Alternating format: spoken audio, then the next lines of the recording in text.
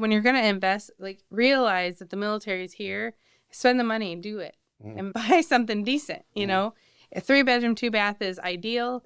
And then if you're a military family, think about it. You can keep your homestead. You cannot homestead in another state, but you can go downtown, turn in your orders. You can leave on your orders, and you can maintain your homestead and rent your home out. That's huge.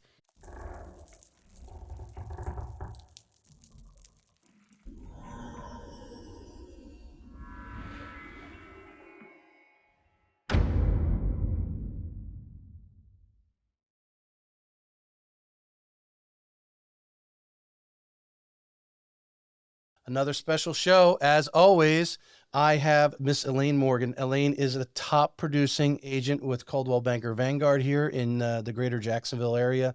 Elaine specializes in VA, our veterans and our active duty relocation. And we were chatting offline at lunch a couple weeks ago, and some of the challenges that are coming up, especially with affordable housing, our active duty being transferred back and forth. And so we're going to talk about we're really going to dig into the VA loan. And for some of you agents out there, I always like to say the old wives' tales. We're going to clear up some of those because I know those will come up in our conversation. But what are some creative ways that when you have a veteran or an active duty personnel, that you can get them into the home with the current market conditions and what's going on? So Elaine, welcome back to the show. Thank you. Enjoyed our first episode. I forget, I should have marked down what episode it was that you guys are on. Has it been, was it earlier this year? At the beginning of the year. Okay. Yeah. So about at least 9 or 10 months since I had you and here on the show. So you've been very passionate about in our conversations, the BAH, and you can explain it better, but what our active duty are given for housing allowance. It changes depending on what region, right, they're based in. How has that changed recently to counter, obviously, our inflation and our housing costs right now? Well, we had our first increase.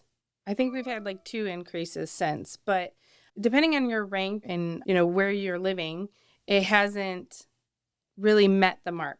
So, for example, if you're an E6, which is for Navy folks, is right, it's first class. It's right in that poke where you're supposed to be in middle management, essentially. You're looking at maybe, depending on where you are in your service time and all of that stuff, you're looking at minimum $2,000, $2,200, $2,100, give or take. Right. Again, years in service, all that stuff goes involved into it. So that price or that amount, a lot of our spouses, which I'm a spouse, I'm just very fortunate to do what I'm able to do. Spouses can't have a job or can't get a job because as soon as an employer finds out that they're military and now they don't want that, or, they're work from home, but now they can't work from home. There's so many different things that happen. Right. So as a military family, we do it. We base our living on the basic housing allowance, which is BAH, and we do that purposely. And, I'm fortunate my husband has made E8, but we're not paid for E8 yet. The biggest thing is, so median sales price, the last I checked, was $343,550. Median sales price in Greater Northeast Florida. I did mostly Duval, but that doesn't even give you what is that at this rate? It's about a 20. Oh, you trying to challenge me here? 2,500. My calculator's over there. Hey, let's just say for round numbers, 2,500. Yeah. And you're getting paid $2,000. Now you're in the hole. So that's hard. That's hard for a military family. Right. Yes, would we all love to be able to have a husband and a wife working and we buy the luxury house while I move in 3 years, or the husband goes and gets a second job? Well, we can't because they're out to sea, or they're, it's just not feasible at the time. I was thankful when we were in that transition period, my husband was able to have a second job. He just worked odds and ends and we were able to do that. But the biggest challenge right now is these families don't have the opportunity with their basic housing allowance. Yes, they make extra money. They have different money, but they still have to feed their families. They still have, clothes to buy, things to buy. Right. So, well, yeah, I mean, because right now, a $350,000 home right now anywhere in Greater Northeast Florida, unless it's a rehabilitation home, you are looking at best 2 bedrooms, 3 baths. or three bedrooms, two Yeah, baths, 2 bedrooms. 3 bedrooms, two baths. And, if you've got a family, 3 or 4 kids, you're And cramped then up. we like follow that with base is out of houses. So you're on a Mhm. wait list. And then, okay, next alternative for on base or off base housing is rentals. Mm-hmm. The rental prices are insane. Yeah. I tell a lot of my folks, well, you got to break even. Like, let's just break even. Let's do one of those. But a lot of those families, they bought a $450,000 house when the interest rate was 2, Right. and They're used to living that. Now that $450,000 house is 550, 600 or more, yeah, depending on where it's at. And that's what they are tasting. yeah, And then they come in and for $2,000 a month, you might get a little 3 bedroom, shack. 2 bath townhouse. Yeah. Right. And if you're lucky, and so, people think I'm crazy when I say this, but if you have, if you bought prior, right, prior to all the craziness, and you're hanging out at a 2.5%, and your mortgage is 1,600, and you want to help a military family, the best thing you can do is just keep what you need, right? Mm-hmm. And I think as a society that's missed, some people don't change their rental prices or go up, go down. One of my gentlemen that I property manage for, Mm-hmm. he's like, nope, keep it at this price. This gets me quality people. This gets them what they need. I don't need to go up. I don't need to go down. It makes me the money I need to make. Right. And I think we miss that. What's locally here in Greater Jacksonville? Obviously, you got Mayport. Mm-hmm. You got NAS Jax. You got Blunt Island. The on-base housing there. What is that like? How many units do they actually have? Units, I'm not sure, but I know like in Mayport, I know a little bit about NAS. They have a little bit newer houses, but on Mayport, you have 2 options. You either go on base and enlisted housing, which is, if anyone's driven by Mayport, that's the houses that you can see right there. They're kind of like duplexes, and some are 3 and some are 4 bedrooms, depending upon what they are. Mm-hmm. And then they also have off-base housing, which is, if you're on Mayport Road off of Sessi Road, it's all the way straight down there. And those are like townhomes, older. They have quite a few lots open that they've not built anything. This is land that the government has, taken control over to, obviously, for the well, housing the government crisis. Yeah. Well, no, just for housing in general, for Mhm. the amount of But there's sailors no, you have there. yeah, it's part of the CDC, which is like our daycare in Mayport, but that's called off-base housing. And then you have houses for officers, chiefs and officers are over on base as well. There's a fair amount of housing. What people don't know is like retirees can live in those houses. Sometimes they get asked to leave so that we can have some military families be brought in, but a lot of times they don't. We have to remember that, yes, the government, it's on government property, all of that, but housing is subsidized, or like the maintenance and control of the operation is subsidized by Belford Beauty, which is a company that they don't run it well. And it's sadly a mess for our military families. And it's very upsetting to see what some of these families have to live in. And it's well known. Like if you go and you Google it, it's Belford Beauty is a mess. The number, we don't know the exact number, and that's fine. But Yeah. we are the amount of sailors now in Jacksonville compared to the on-base housing. Now, are they given priority because they have a family versus a single? Not to my knowledge. So you get orders. So for example, my husband got orders. So you're getting orders, and then you get hard orders. That means that you have papers in hand that you're leaving, like you're going somewhere.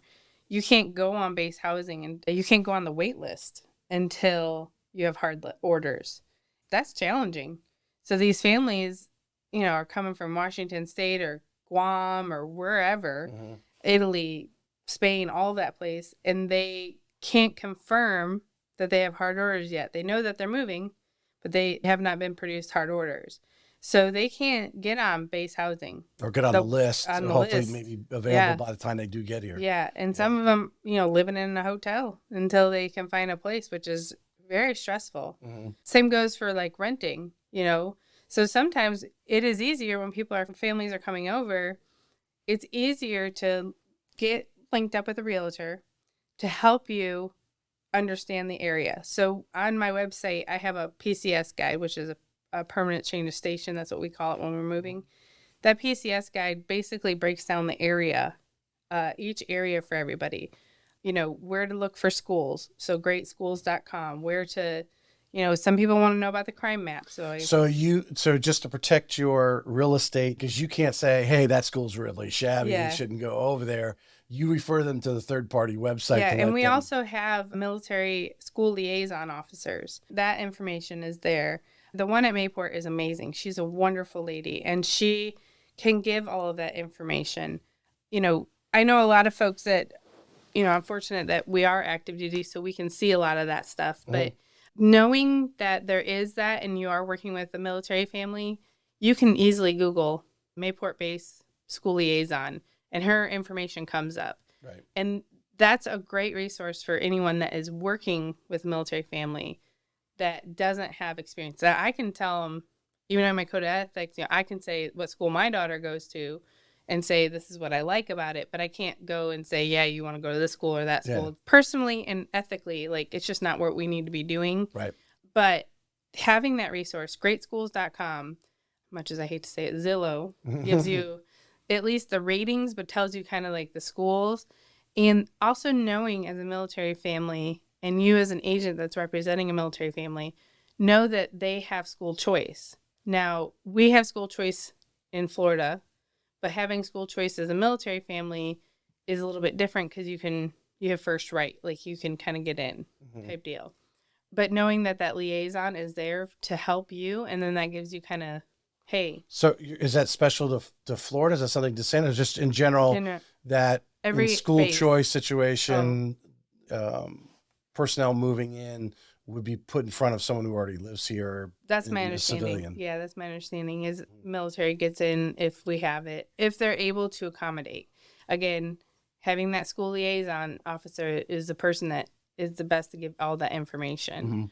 It's very useful. They are very helpful for those families because they know all the answers to those questions. Tell us a little, and let's break this down. You're obviously very passionate about this. This is something, you know, you're deep into it. Your husband's active duty. I mean, I could just imagine you're being transferred here. You've got, you know, you're a young person, don't necessarily have all the connections, you know, you haven't been serving for 15 years and probably know 10 people wherever you're going to. You may not know anyone. Yeah. And then you've got, you know, you're, depending on what your position, you may be very busy, maybe deployed. And then your wife's having to take this up and she's trying to handle a couple of kids at the same time. Yeah. All this stuff is going on. You know, she gets the call from her, or vice versa, from their spouse. Hey, we've got new orders. We're coming to Jacksonville. What happens if they're, you know, she's, let's say the family is in Norfolk right now and they get the orders to come to Jackson. They got to be here January 1st. How does the military handle that transfer? And if they don't have a place to go to on January 1st yet, they get 14-day per diem. So you get 14-day per diem generally. Like, if that happens, there's some change of orders or something like that that's unpredicted. Basically, they move in rank or something of that nature. But generally, the family, like, for example, if my husband was to move, we would go after my husband. So he would stay on the ship. We're lucky to be able to do that kind of stuff. Is he can stay on the ship and then we'll figure it out from there. But for some, it's, you know, hey, my leave starts here. We're going to do this. We're going to do that. We get 10-day house hunting leave when you choose to and stuff like that. But it doesn't always work out. If you got 10 days house hunt leave and you're in Italy, like, how do you you know, you right. fly back over here? Right. Usually they take That's it before. 2 days right there. Yeah. Usually they take it before they check in and things of that nature. But here's a prime example. I have a family. I've been talking to them since June, and they've known that they're coming from Japan. But they've lived in Japan for 9 years. Wow. Their oldest is going to be 10, and they have 4 kids. That's 9 years of living in a foreign country. And then to be sent over here to Jacksonville, it's daunting, right? Yeah. I mean, I've only heard, and I've had, you know, my best friend was stationed in Japan, and it's wonderful over there. And I've had families that live there for 21 years of his 25, you know, wow. like they're able to go kind of work at the system like we do here in Mayport and stuff like that. But this, I feel bad for her, but, you know, just letting her know, like, hey, go follow this Facebook page, the school liaison officer, if no one knows, NS Mayport's Facebook page, she just had a whole breakdown with Duval County. It was great information with the superintendent and everything. But I sent her that link, and that gives her a little reassurance. But there's still so much unknown because they're traveling from Japan, like after 9 years. They've lived over there for 9 years. So just letting her know, like, everything that you're feeling is normal. Let's get you here. That's the hardest part, because once they get here, they will only have the suitcases that they brought. And then all the stuff comes. It's like, It could be a month later before all their stuff. More than a month. Yeah. Sometimes even longer. Wow. Depends on just the transit time. But yeah, so once they get here, it kind of like takes a lot off. But that travel is insane. The traveling and well, I could just see, just packing up for a vacation, like, okay, what am I going to need, right? Yeah. Because when they're leaving there, they got to go, what am I going to need, right? Because it could be a couple months before I see my crates come in, right? So, just the stress of that. That stress lasts for a while. And you can hope that you get on base, right? Like, oh, that would be so. I think in people's head, they're like, oh, you have on base housing. Like, that's so easy. It's not easy. Because it's always full, right? Is there any place where it's not full? Not to my knowledge. Right. But so the old adage, like what we used to say is, hey, if you're living on base, you're giving the military or the government your entire basic housing allowance. If you actually do the math, you can save money and buy a house. Well, it's not like that anymore. Right. Right. And a lot of this stems from just the inflation and things of that nature. Jacksonville used to be the cheapest place you could buy a house. It's not that anymore. I hate to say it. Sometimes when it comes to a seller and things of that nature, it's that hard conversation of, hey, your house is worth X. You have an offer for Y, but they want to make a certain amount, which I respect, totally do.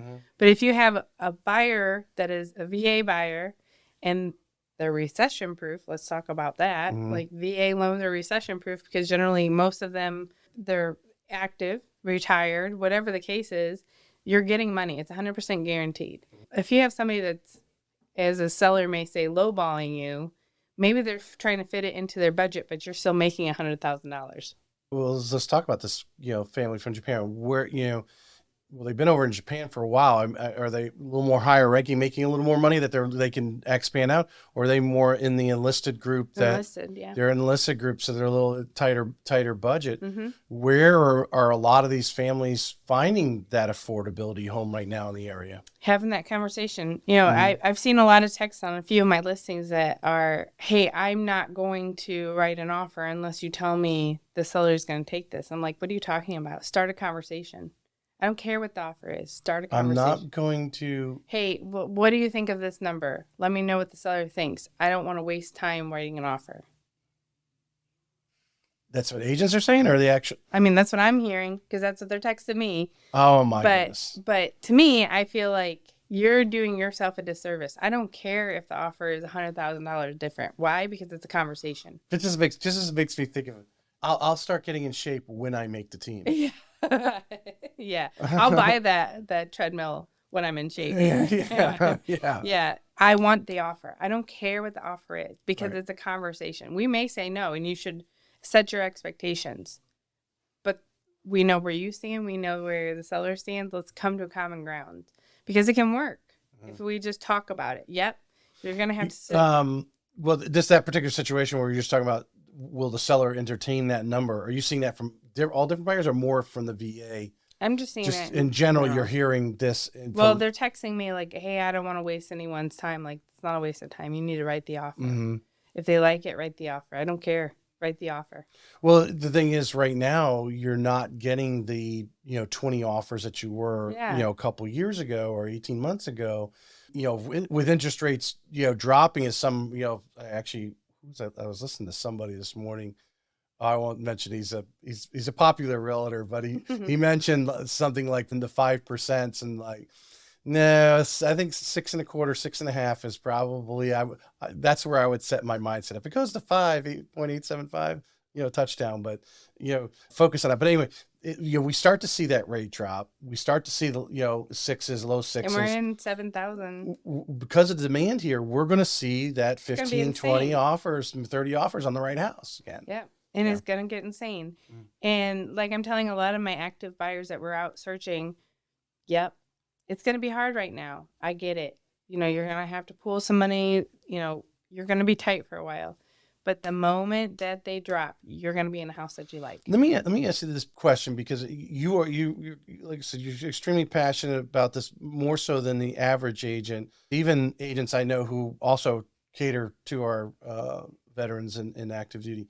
When you make an offer, like 18 months ago, you were making offers and you knew there was multiple offers.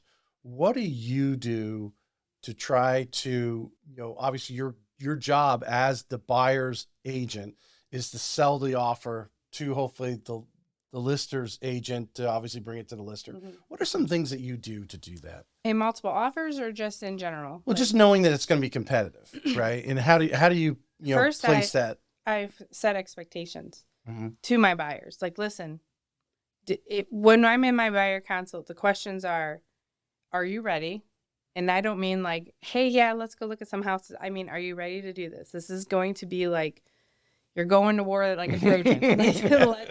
Let's start and understand that. And then the next thing that we talk about is, listen, prices are prices. We're military families, so we can't go and buy these astronomically large houses and things of that nature because, like I said in my last podcast, it's the here and now. What is our needs and what does this house fit us?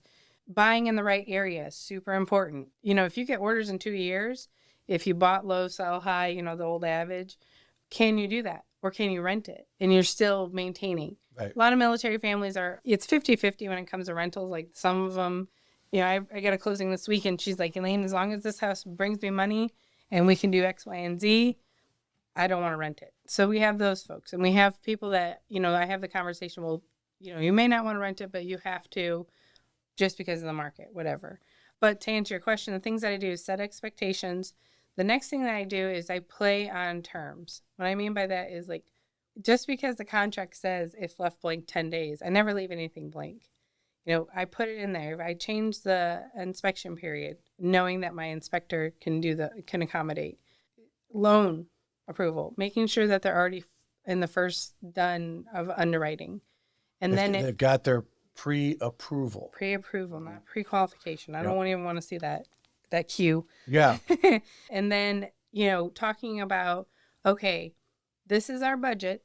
This is your budget for your payment. Next thing I use a local insurance person because they can broker them out and they can give you a vast variety of what you need. Right. And with insurance in Florida right now, we don't know what you're going to get. Yeah. And you need to stay local. Right.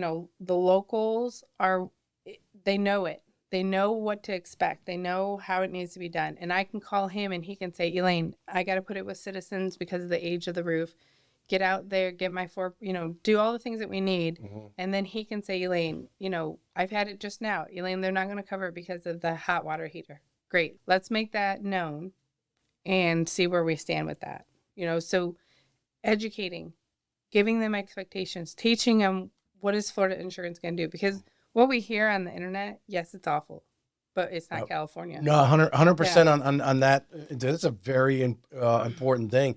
Agents need to realize out there in the loan officer as well, a little bit, just to know having that insurance company, because when you start making those, that hot water heater may be working, maybe fine. I mean, the inspector says, hey, it's so many years old, but it's working. Okay, whatever. And the seller's like, well, it's working. Yeah. But the reality is now with the insurances, they don't like it. And that's the leverage that you're going to have to get that seller to replace it is because of the insurance. And they're going to run into that situation no matter who buys the home. I had it one time with air conditioning.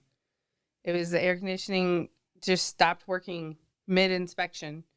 And they wouldn't insure the home because on the 4-point it said insurance AC failed. So they had to replace it. And a lot of sellers, as is their right, they don't have to do those repairs. So you have, as a buyer, it's kind of, you got to ask yourself, do I want a deal or do I want to fix it myself? Like, do I want a deal where if they're saying, hey, we already dropped the price enough, in their mind. Right. I'm not fixing anything. And that is their right. Right. That is 100% their right. So that's where you are in this world. It's like, what do you want? Do you want a deal? Because everyone wants a deal. Who doesn't, right? And then, or do you want to fix this stuff on your own? You know, water heaters are now, it used to be like $800. Now they're about 1,000. You know, installing them. I mean, Go to Tico if you've got gas. yes. If you got gas, Tico will set you up Yeah. nicely. Nice finance plan. Yes. No interest. Great thing. But Then divide it by 12 so you pay it off in a year. Where I was leading with that question is, so we don't get too far off track, because I think it's a valuable lesson, is how do you make, you know, So we hear a lot of the agents just, they want to kick the VA guy out because he wants 100%, you know, well, typically they're going to go 100%. They may have some cash. So if the appraisal does come in slightly light, maybe they have some cash if they really want to, you know, want and that so home. I have that conversation with the agent, but also I do it on terms. So for example, if we're in a multiple offer situation, I'm not going to throw money. Throwing money for a military family on an offer, like going 20,000 over, is not smart, because they have to make up that money. If they're buying it over, like if the appraisal comes in lower or they're going to do the gap, they have to make that up, and they don't sometimes have enough time in the equity pool to do that. So on terms, what I mean by that is the buyer would be offering to pay the deed stamps, the title insurance, the title search, the municipal lien search, because a seller is paying about 11% in interest or 11% in closing costs, where a buyer, that only adds about 1% more. So now it's 4%, and they can still buy it at market value. But to a seller, that looks like they just gave them $1 million, you know, because that deed stamp can vary on the price of the home and things of that nature and when it closes. But instead of offering more money, they're offering to cover more the seller's side of the, is how you, one way you present it. Okay. And then we can also at that point ask for the buyer to pay on points or pay on something. But you have two times to negotiate. So you have the very first offer, which you basically are saying, hey, this is everything I want.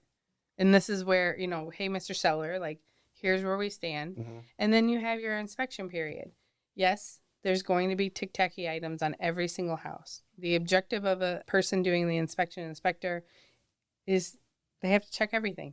It's going to be 55 to 65 pages long. Ask for money at that point. And now that takes the relief off the seller for not having to fix anything, and now you can negotiate again. My vision is, we are going to see, you know, rates into the sixes, hopefully low sixes, as we did. It was October of 2008, it was 6.25, and that's when the rates started to go down. It was in the November of 2008. We start settling back in there. We start seeing 10, 15 offers on a home. I guess I'm trying to get really like right down. I give all my secrets. Some of it's you, right? Some of it's, hey, it's Elaine Morgin. She's bringing me a client. I know her stuff's, you know, in a pile, right? You've got everything squared away. We know she's got a pre-approval on that veteran, if that's what you're representing at the point. You've got your stuff. Some of it is the agent that gets through at least the initial. It's just having the conversation, you know, quality work, being friendly, being nice. It's a weird thing. And the objective for me is get the deal closed, right? So for me, it's letting the agent know, hey, I have a VA buyer. And sometimes now, because VA can allow this, but you may have as a buyer to get your WDO stuff done. You know, you have to do it. And sometimes if you want the house bad enough, then that you're going to do that, right? Or there's been times where I just handle it. You know, I'm going to take care of my people. Like, I'm going to get the deal closed. There's no reason. If you're in Japan or if you're in Italy, I have handyman. Right. Just whatever. Right. It's not a big deal. Just handle it. But the other questions are like, you know, once I kind of negotiate that deal, we want to know what that seller really wants. Do they want a 20-day close? Do they want this? Do they want that? That's, you know, have all your stuff in a Dropbox. Get ready, Mr. Buyer, because we're going crazy on this. But to be honest, basically just do that. I'm not going to oversell a house that doesn't need to be. You know what I'm saying? I'm not going to go and say, you need to make this offer $3,100 million overpriced. Right. Like, it's all cash at the end. Be negotiable. Be flexible. How do you handle, because we were just talking about the stress and the lack of inventory, on base, off base, whatever. And like, they want this home and like, it I've looks. written letters to people that don't have their homes for sale Mhm, and said, hey, my buyer loves your floor plan, and we just saw one down the street. Would you be interested in selling? mhm. It's only worked once, but yeah. Or if they want to be in that area, I just send them a mailer. Like, not like a phony one, Right. but some people, Well, I'm just thinking the stress of that family oh, moving yeah. in. They're stressed out, and it's like, well, they want $20,000 over. Either we pull it out of our savings or thrift savings plan, or mom helps them out, or whatever. How do you keep them from getting too emotional and allow you to do what you do, which maybe they end up paying 20 because they just really want that house, Hmm. and that's their choice to do it. I just, Um, it's honesty. Like, mhm. just a blanket honest statement. Like, hey, this is where we are. And this all comes into the buyer consult. The very first thing, the very first conversation.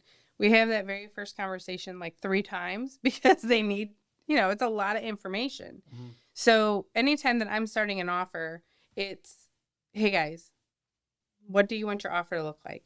Obviously, they're always going to say, well, what is your opinion? That's not my offer. It's your offer. You need to tell me what you want. And Right. then we start and Well, we, you must obviously you look for comps on oh, that yeah, home, make sure yeah, the house is priced yeah, yeah. correctly and Yeah. everything and that sort of Yeah. thing. Yeah. And We're getting at comps and, when we get into those multiple offer situations, I hope we don't see what we did last time, which was like, hey, we're going to make a ridiculous offer and throw it at the wall and see if it sticks. And then it does stick. And you're like, well, I didn't think that was going to stick. yeah, And, it's not really the house I want. yeah, yeah. Yeah.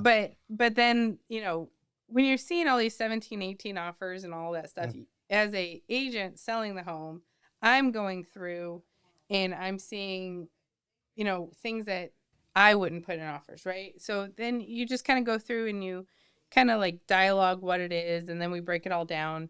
But really, what am I doing to keep them from not being stressed? Trust the process. It's the process. Like, we've talked about this.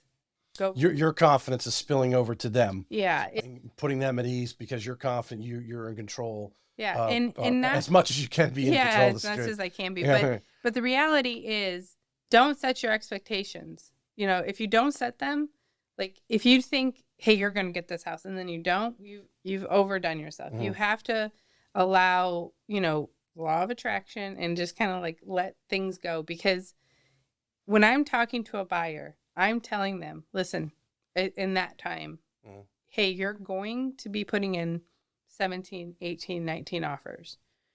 You're going to.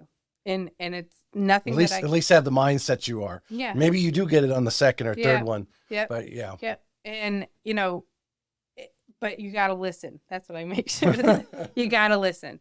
Because when I'm telling them, like, what I'll do is I'll have the lender break down and show them what it looks like if you're putting in the deed stamps, the title insurance, the price difference into their loan and things of that nature is not much. It's really not.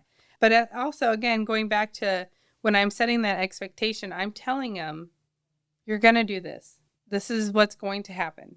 Or a lot of families are looking for land right now. A lot of that land is in Middleburg, or Nassau County or what Because have I you. think that's the inexpensive route. Yeah, until they figure out that you got to pay for the land plus the Impact fees if it's Yeah. not already developed. yeah. And, So and then I have a deal right now. The house is only $180,000, but he has spent with inspections and all the things that we've had to do. He's in an inspection period probably about $1,300. And when we're standing out there and I'm showing him the house, I say to him like, hey, this is a septic. This is where your septic is. This is where the line is. This is where the drain field is. Don't be surprised if when you have it inspected, the septic company is going to tell you need a new drain field, but then mark that the drain field's working. Like I said, that they don't like that it's underground. They want a mound system. It's everything wants to be improved, but gravity has always worked. Like, why do we need, Right. So setting expectations, being realistic. When these interest rates drop, which is so funny because 2008 and all that, I was at Disney, but I was helping my parents still in Indiana. And I remember when those interest rates dropped, but then I remember buying our first house at 5. And then we were like, we just stole this house at 5%. And it's like, and my first house in Orlando was like 6%. It was crazy. Right. But the reality is the 2s and 3s are not coming back. We need to be okay with that. Yep. What's going to happen is the balancing of the market is going to happen and prices are going to start to balance. Well, in the decent areas, will we see 250 again? Probably not. Not for a while. If we do, we'll be lucky. But those were the sweet spots for military families, 250, 280. Let's flip the side and let's go to the seller side, because this is where I know you have stories and you to share them. And the agents who are getting, whether it's 2 or 3 offers, they may be getting, good houses getting 4 or 5 offers on a weekend right now, may be going to double-digit offers in, as we get closer to summer. But you have done enough VA loans. A question I always get is, if it has a cesspool, if it has, I guess I'm from up north. Yeah. We call them cesspools, northeast cesspools, septic tank. Okay. Or obviously well water, FHA wants it tested, right? So does VA. Yeah. So the expectation that when you're selling that home from a seller side, not you being the actual selling agent, but these agents who are selling the home, when you're making the VA offer, when any agent's making an offer with a VA, the stories I know you're hearing, I always hear it's about, it won't pass a VA inspection. I'm like, well, what's the difference between a VA inspection and the inspection they get for any? Are they not hiring? If they're not getting it inspected, okay, you're out. Yeah. If they're getting it inspected, there's no difference in the inspection. So that's I call it the 1986 wise tale. I only call it that because that's what I think of. But back then, in the 80s and 90s, yes, you had a VA qualified inspector and you had the VA appraiser. We still have VA appraisers that inspect, and their word is kind of, they like plugs covered outside. They're looking for the same thing like FHA is: safety, sanitary, all that stuff. Right. That's the appraiser that's looking for that. The obvious things that they can see. They're not digging into the wall, but they walk through the kitchen and you don't have the GFI or whatever outlets, right? They're not that picky, but they're looking for a VA appraiser is looking for, I'm trying to go through my head to think of plug covers outside. They want nothing out of the norm, right? Yeah. They want it to be safe. Right. They want the WDO to be done. FHA, they ask for, no chipping paint, no things like that. It's all insured and uninsured loans, so you got to pick which one you're going to battle with, right? But as a seller, anyways, VA, so we have a VA appraiser and we have a VA inspector. The VA inspector is not a thing. In the state of Florida, we're a WDO. If you don't have a clear WDO, we need to get it clear. Which on any other non-veteran, non-VA loan, it's Florida. You want that anyway. Yeah. You don't want remnants of powder post beetles. You don't want dry wood everywhere. That's people don't realize, and I learned on my own, that termites are everywhere. When it rains and it's soggy, they come out. Like, it's just what they do. It's breeding ground here. But when people are like, it's not going to pass VA, my question back to them is, how do you know that? And they'll say, well, it doesn't have a handrail. Well, that's not VA. That's FHA. And people don't realize how easy it is to just, get a VA loan. But the handrail thing, like if, whatever code is, right? The deck is so many feet off the ground. They got to have a handrail, right? If I'm doing a conventional Fannie Mae loan and the home inspector's going by, they may list that if that's something they see, that, hey, this is... an appraiser's not going to see the home inspection. Right. So, but the bottom line is, for VA, we have to recreate our mindset that if you're selling and you want someone to purchase your home, and let's say it is a little messed up and it's got this and it's got that, don't assume that the VA is not going to take it, because it's fixable, right? It's sanitary. It's all that stuff. Put it on the market for VA as well. Like, don't forget them. Even knowing a lot of times, some people just have conventional and FHA or whatever, and now put in a VA offer because it's the same, And so people just assume, we don't have VA inspectors anymore. We have VA appraisers still. The appraiser is kind of the word of God. They decide what happens. They walk on waters, I always explain.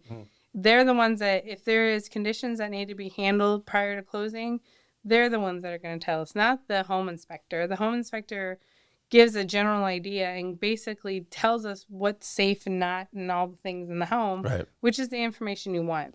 But when I'm selling, I'm explaining what the loans are. What do they need? What are the terms? End of the day, even if it's a conventional loan, there are some times where there's conditions from the appraiser. Yes, Because, you're not putting a lot of money down on a conventional loan. They're going to be tight. yeah, they're going to Yeah. be really tight, and they're going to be picky, and it's up to them. What they see will check the box for them. But to answer your question, onto the selling side, if I'm writing up a VA offer or what have you, or if I'm explaining it, I'm not going to sit there and tell you what's the best loan, but I'm going to tell you, hey, do you want to get a house closed? Because if you get this offer, let's look through this offer. Let me explain this to you. I'm going to explain it that, there's not anything different. Yep, you may have to do the WDO if the buyer can't. And you should have done that before you put the house on the market anyways. Yeah. Or you should have, the house should have a bond on it anyway, right? It should, You yeah. should have a termite bond on it. But in conclusion, the VA is going to inspect the house some sort of like greatly different way than is not true. And whether the appraiser's seeing it or your actual home inspector you're hiring personally yourself just for to be your eyes, they're reporting the same thing, whether that's a VA loan or any other conventional FHA or whatever. And a VA appraiser is just going to do what is in his guidelines to do. Mm-hmm. He's going to check his boxes as needed. So he's going to look for, if he doesn't feel like it's safe, it's the 3 S's, the sanitary, safety, and he's going to look for all that. So if he feels like a plug outside that's not covered is not safe, he's going to tell you. If he feels that, if he feels like there's something wrong with the siding, he's going to tell you, I can't say that they go into huge grave detail, but I'll say, here's a prime example. I had a VA buyer that bought in Winfield Lakes, and I told the selling agent, hey, before we had the appraisal, because we knew the leak wasn't active anymore, it just had the spots in the ceiling. I was like, you should just throw some kills over it and let's not bother anymore with it. And it was 3 spots. And he's like, no, we're not going to do that. I said, okay. So guess what?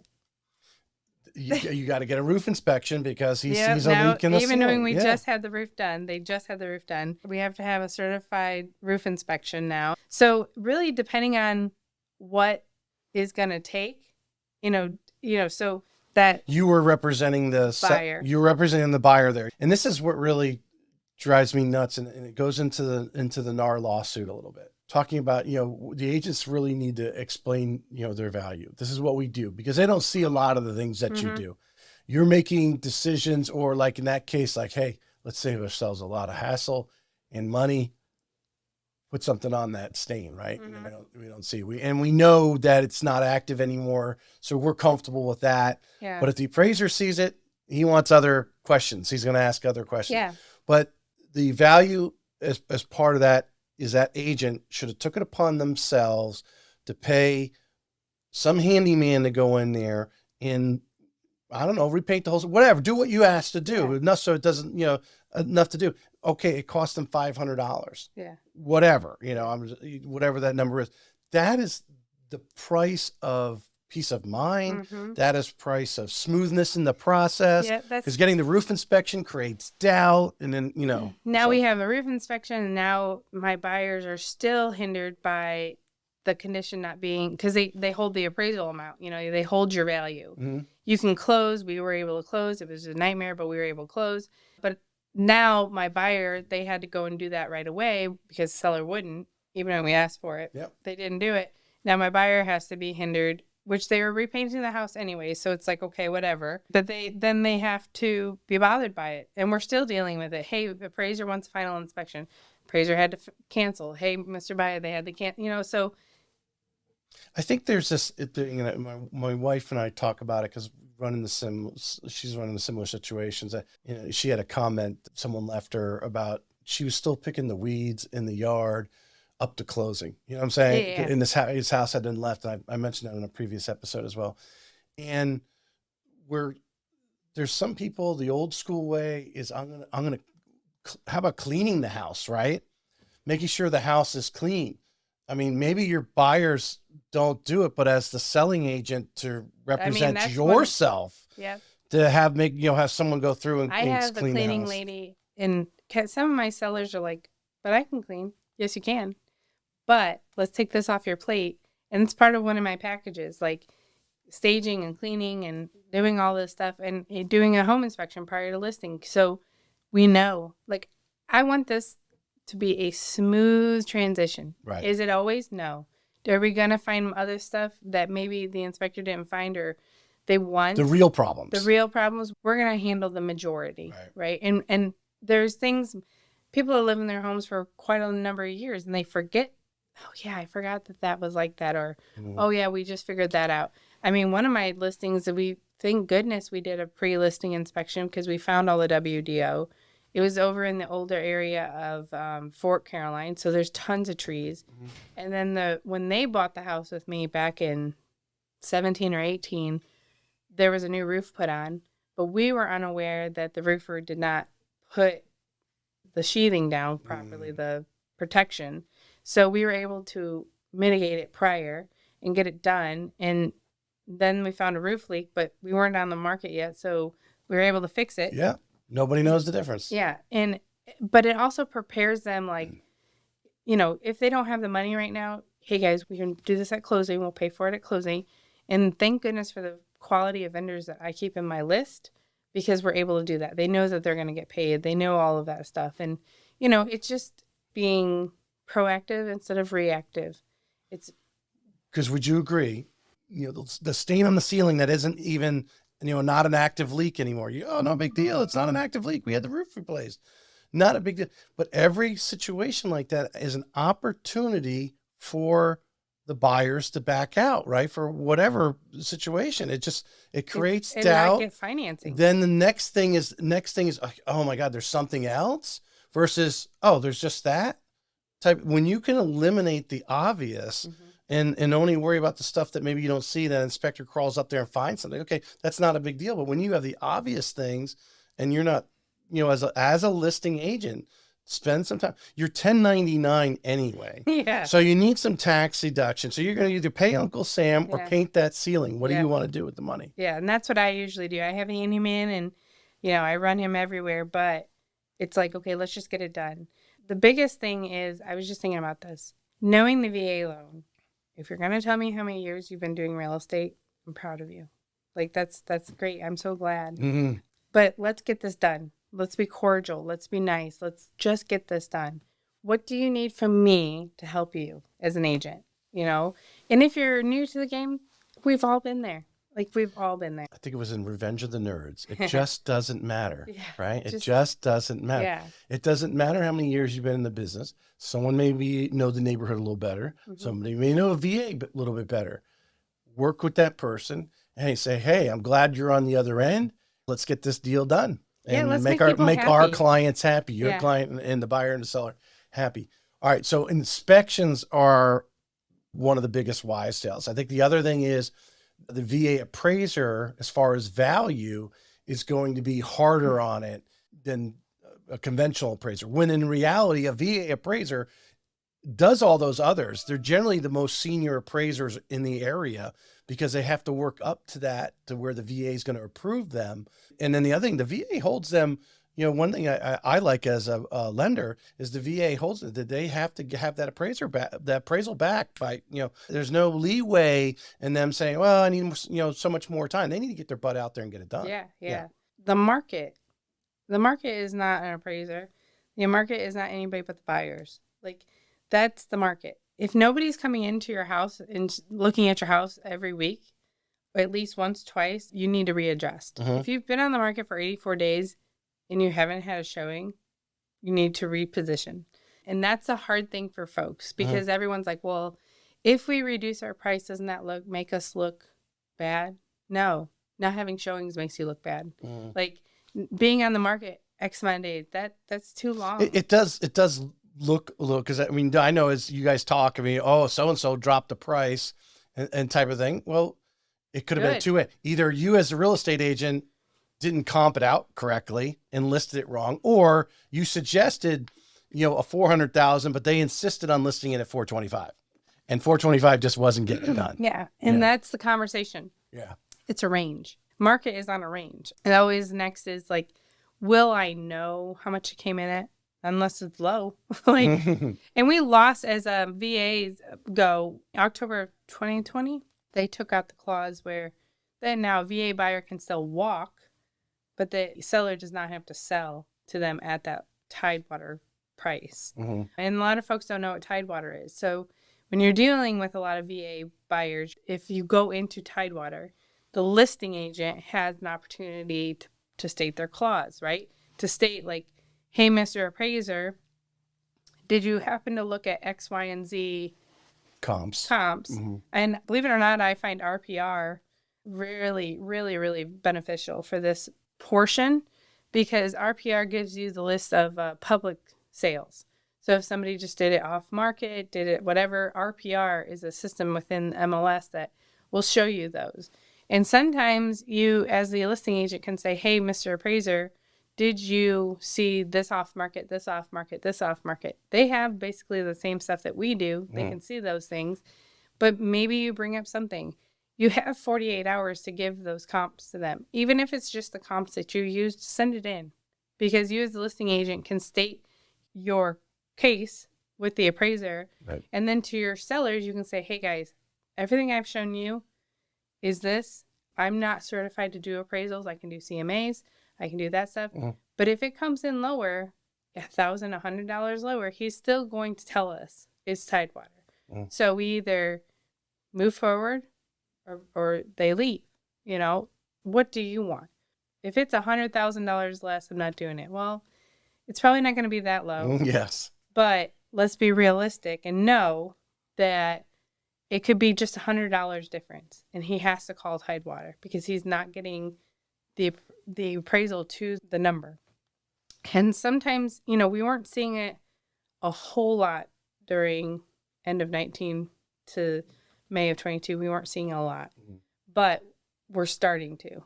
And do I think it's people readjusting the market like the appraisers? No, I think it's the market adjusting to new prices. Because some of the people are kind of behind the wave in the sense of, you know, what's going on. Obviously the rates have increased during that time, right? So the rates increase, that starts to stagnate, you know, how much you can get for your home. And they're still thinking, well, I should be based on the percentages of what they tell us nationally, our homes should have increased. I should be able to get this.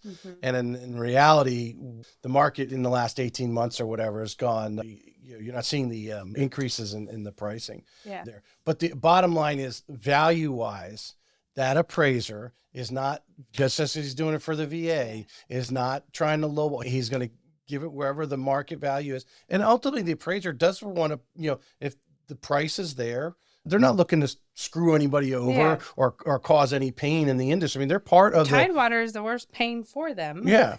Because now they have to wait. Now they have a timeline.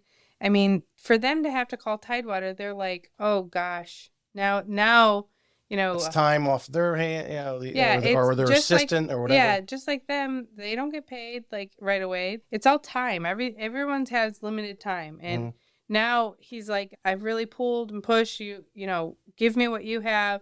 Let's bundle this together, which is what he does, and he'll explain it in the appraisal. But he'll say, hey, your comps weren't what I was needing. If you read the appraisal, he'll tell you why they weren't. For example, when I went in Tidewater, it was a $25,000 difference for my buyers, which is great for my buyers, right? But then you have to have appraisal came in 25 less. Okay. And you have to have that conversation of, hey, this is what it is. He may say, you know, this is, you know, they can't afford to close at that price. You know, then when you do your research, it's like, why couldn't they be able to afford that price? And then you're looking at RPR and you can see that they have 2 mortgages on it and you can see like all of this information. It's like, well, this is the reality, guys. They have 2 mortgages on it.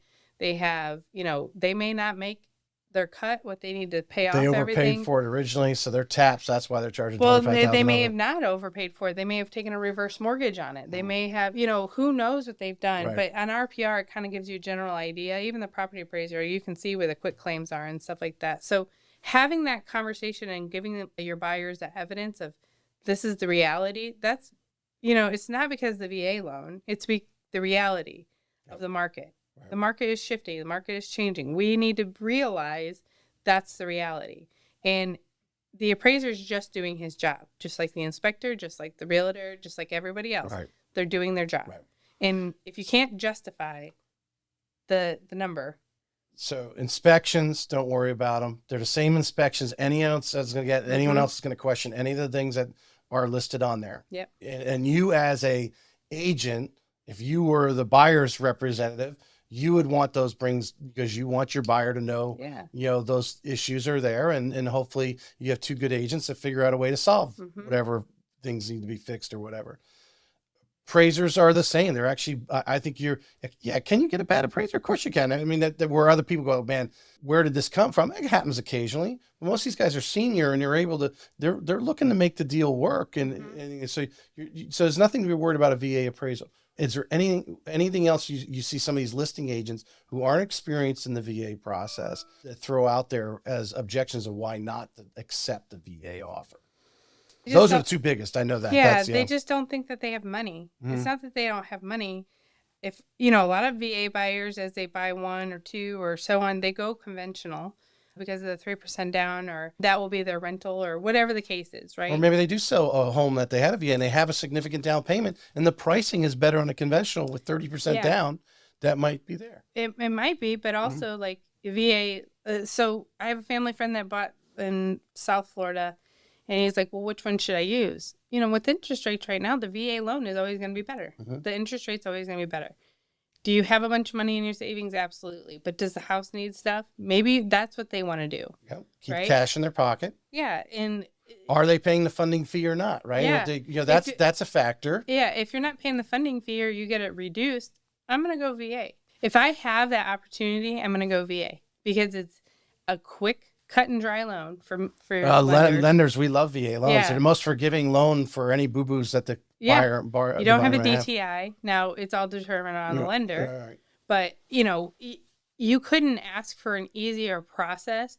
Could there be hiccups? Yes. In a conventional loan, could there be hiccups? Of course. Yeah, you don't get approved. I saw something that the conventional loan is the hardest to approve anybody with right now. But at the end of the day, the VA loan, stop thinking that they don't have money, because they do. They're 100% financed and they're 100% guaranteed. So when you have a buyer, VA buyer, and you make the offer, it's going to be tight or whatever. Do you mention in any sort of way when you submit that? Because I know you're probably, a top agent like yourself. You're calling the listing agent and hey, say I'm sending you over an offer. Here it is. Do you let them know, say, hey, if the appraisal comes in $10,000 light, they're good. They've got cash. If we need to work it, they should not fear, do you tell them little things like that? I tell them, how do you feel about the appraisal? And if they're like, well, we feel pretty good, like, okay, just don't forget, are you familiar with Tidewater? I kind of do an educational question versus, hey, we're okay, because I'm not going to give up my buyer's hand, right. If we can save money. The assumption being is they don't have cash is why they're going 100%, but that's not really it. It's because they're probably getting a better interest rate. Yeah. And, it's. Yeah, I haven't had anyone ask me why they're going VA, to my knowledge. But no. Well, I think the assumption is obviously, little to no money out of their pocket. They still got to pay closing costs. Yeah. Well, I mean, how that's another creative way. But their assumption is, they don't have any money. And when you start getting those competitive offers, well, what if the appraisal comes in a little light? What can they make it? Because that's the first, I would imagine, someone who's not educated. And Tidewater doesn't. They don't always. You could send all the comps. They say no, we're sticking right there. That's where it's at, and it's like $10,000 difference. And the buyers really do want it, but if they may not have got the offer accepted if they think they're, overpriced. Then we renegotiate, but I'm talking before we even get to negotiate. What are you telling them on that phone call when you call the listing agent? Hey, they're pre-approved. They're pre-approved. They're ready to buy. We can get this done in X amount of days. If that question comes up, which most times I'm going to look at the comps and stuff and I'm going to say, hey, I see you're a little high on this or what have you.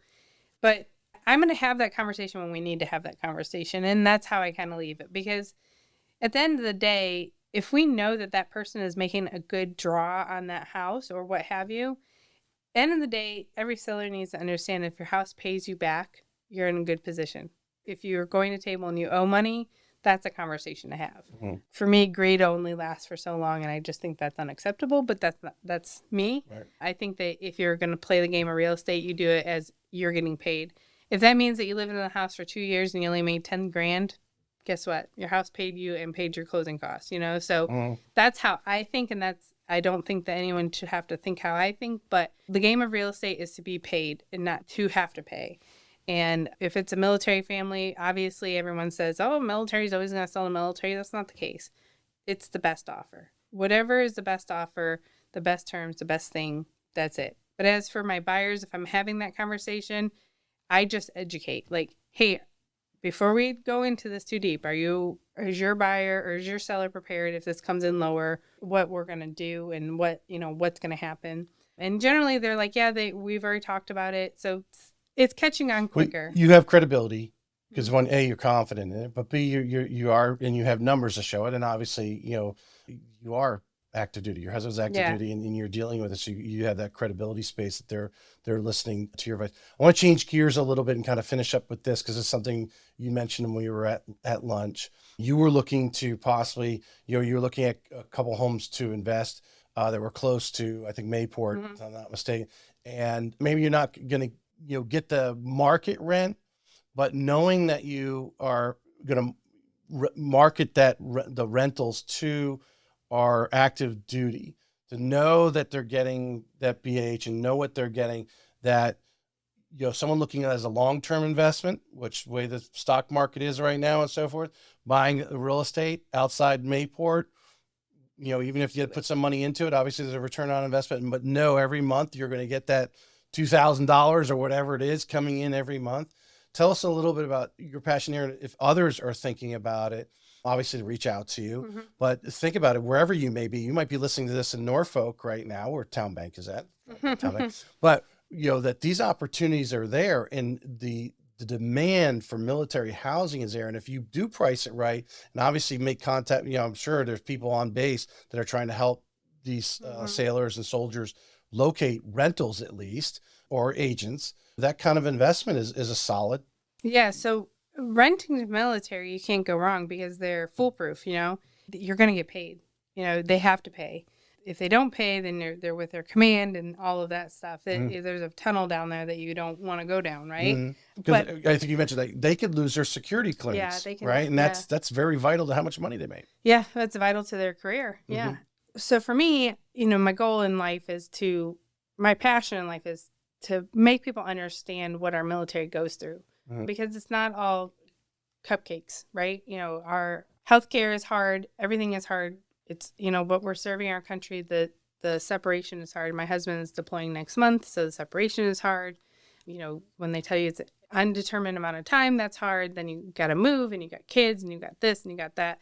But if we were able to, and I get it, people got to make money, but you also have to look at what you're purchasing to also realize, I think we have 75,000 military, either active or reserve or retired, here in Jacksonville, throughout the greater Northeast. At least in Duval County, we have about 75,000 people. And even as they retire, some of them, they're retiring at a younger age or what have you. Hire them. First and foremost, hire them, because they could be coming off duty from situations that we are not aware of. Hire them. The next thing is, if you're investing, invest moderately. 3-bedroom, 2-bath. Invest in a key location. So the 2524 and 46 zip code was closest to Mayport. 44 and Oakleaf. Invest in them. I'm not saying to lose money. I'm saying to make wise investments where if you get a $2,000, let's say their basic housing allowance is $2,200, and they have 240, whatever they got, the rent is $2,000. The utilities is $200, they can live a little bit more comfortably because they can split that money up and pay their utilities and pay, they may have 4 kids. Well, the kids will have to bunk. Yep. Military families have animals too. We're normal, and I'm not saying being lenient, but understand, like, hey, we struggle just as much as the next person, except for, as a spouse, you're serving with your spouse and your family. And we just have different dynamics, right? and be understanding of those dynamics. If you can invest, I know of a gentleman that has never changed. It's 1,600, and he has a townhouse, and he's never changed the price. But he gets people for the 3 years that they're here. It may be where, A yes, 3-year lease is beautiful, isn't it? well, you can do 2 years, and then they can go month to month. Right. But yeah, I mean, Right.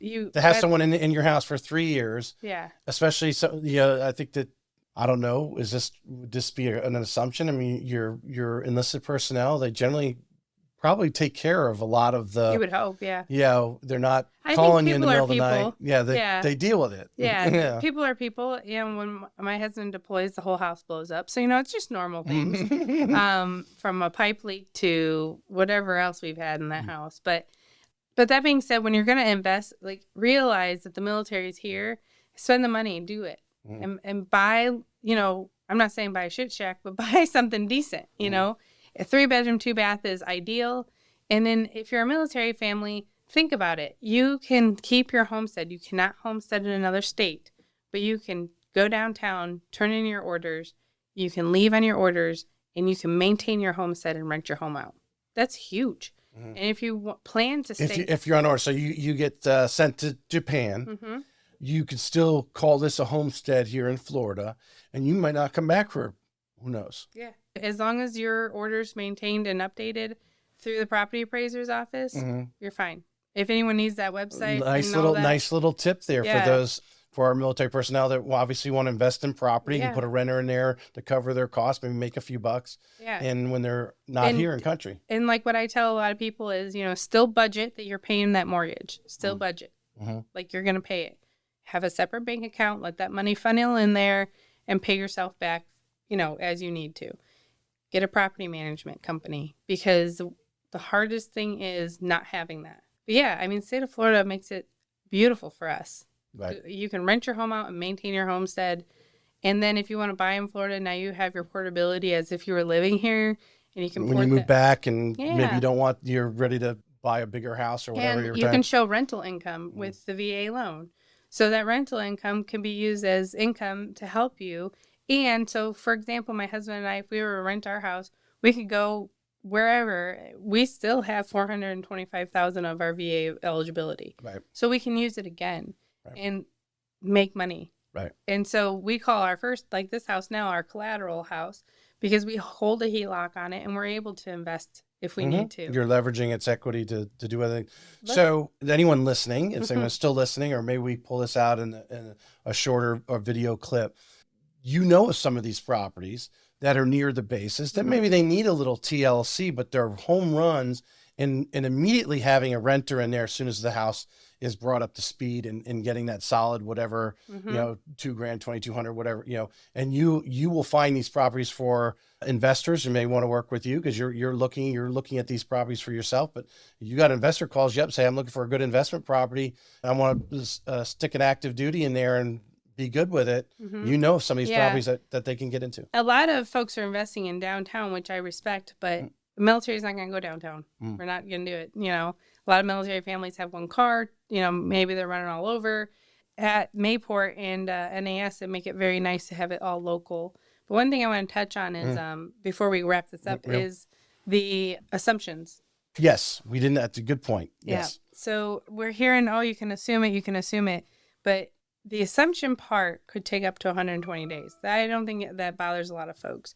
But you're assuming it at what they owe, right? So that owe versus market value could be vast. So as we were talking, nothing against anyone else, but if I'm military and I want someone to assume my loan, I can get my entitlements back if it's VA to VA. Right. I cannot get my entitlements back if it's VA to civilian. Right. So that's important, because if they foreclose, you lose those entitlements. Right. Like, you're done. Right. It's all gone.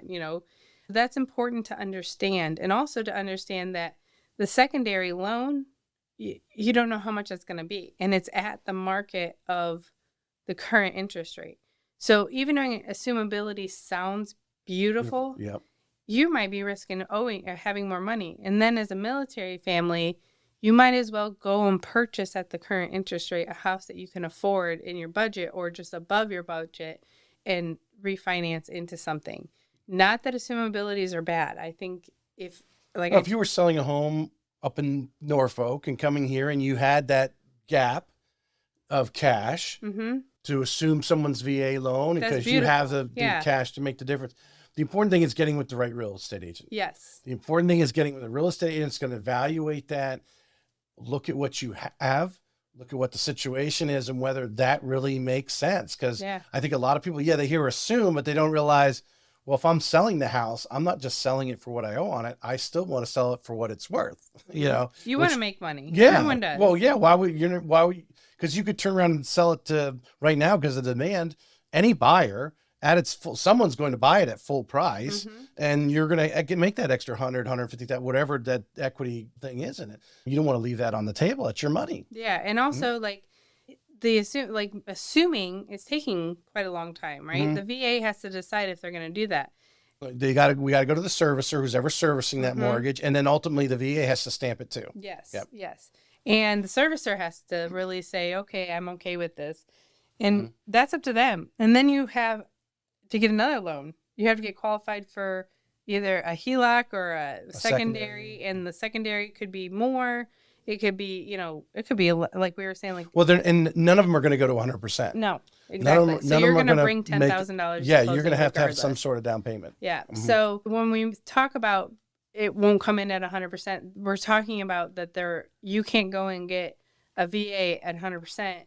You can't do a secondary at 100%. So you're going to put out money. If that now, if it was a family member and they were assuming, that could be something different. But that's not the realm we're in. The reality is that you're still going to have to bring money, and I told you this, I was like, man, if I could figure this all out, it's what's going to pave the way. However, it's not going to pave the way. It would maybe pave the way for a retiree easily, but you still have 2 mortgages, so you got one potentially at 7 and you got one at 2. A 7 would be a really great interest rate for a second mortgage. Right? Yeah. Right? What do we say? I would say more like 8 to 10 is probably going to be your area for a second or a HELOC. Yeah. Yeah. So, I mean, at $60,000, that's not cheap. On 70, $100,000, that's not cheap. That is debt you don't need to accrue. Right. Yeah. You need to do the math. It's like, do I just get one loan at 6.5 and I got to bring money to the table, and wait 120 days. Hopefully they approve it.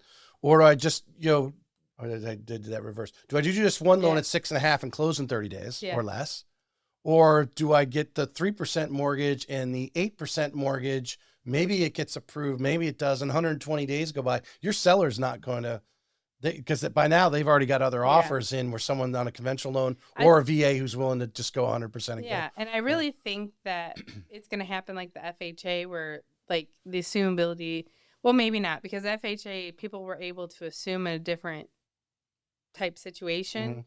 But after the recession, FHA is like, we're not going to do that. Well, I think because of the demand, I think my in-laws, they bought a house where they assumed an FHA loan and they actually stayed in it 30 years and paid it off, right? That kind of thing.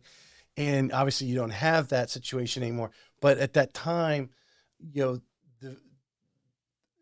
value increase probably was very stagnant. Now, those people who when 3% was around, 2.5%, as some of these VA loans are at, and the demand's so high, the values have gone up so much that you really, you got 100, 200 more on some of these houses over the last 2 years, depending on where they're located. Yeah.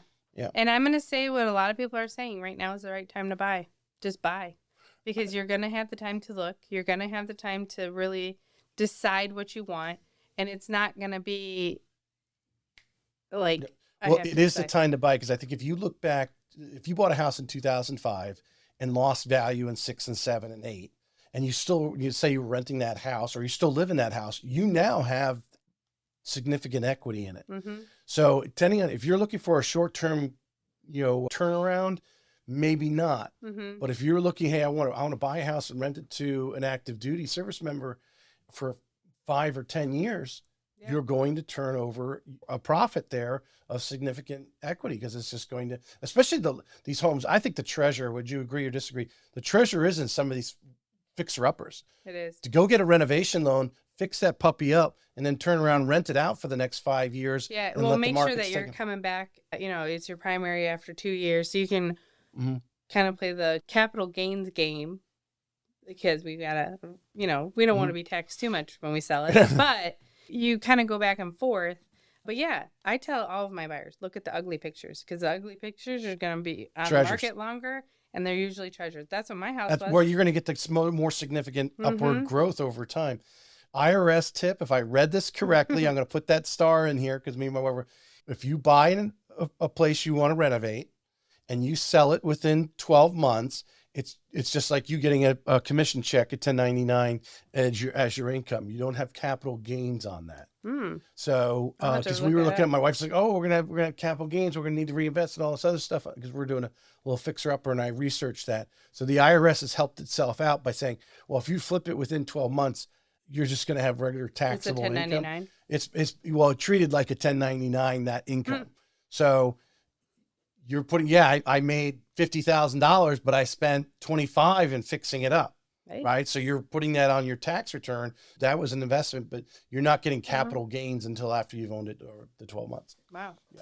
You can double check the IRS on there, but I read it in several different places because we're doing the same thing.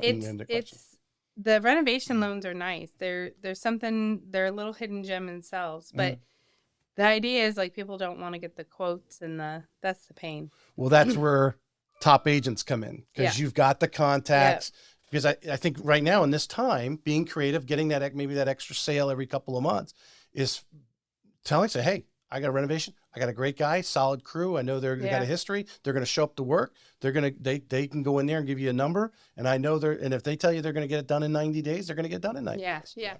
That is true. But I will say, God, I just wish I could make the assumptions actually be something of relevance because they would be great. There's people smarter than me, obviously, in the banking world. And you and I have these ideas that come in and how does the compliance and the CFPB and all these other people come into play. Yeah. But if the VA actually stepped in, they know how many 3% loans are out there. They know that number, and they know the statistics of the active duty moving around, especially, and the other veterans using it, that the VA actually created some sort of some sort of program that they were willing to back it up because it's the lending institutions that are taking the risk on that second. Yeah. And should someone fail, it's the second that gets screwed every time. Yeah, the first one makes me think of subprime loans and bubbles and I mean, if they came out with second, even and went to 90%, and they maybe even capped it at $200,000 or something. Or your entitlements could be more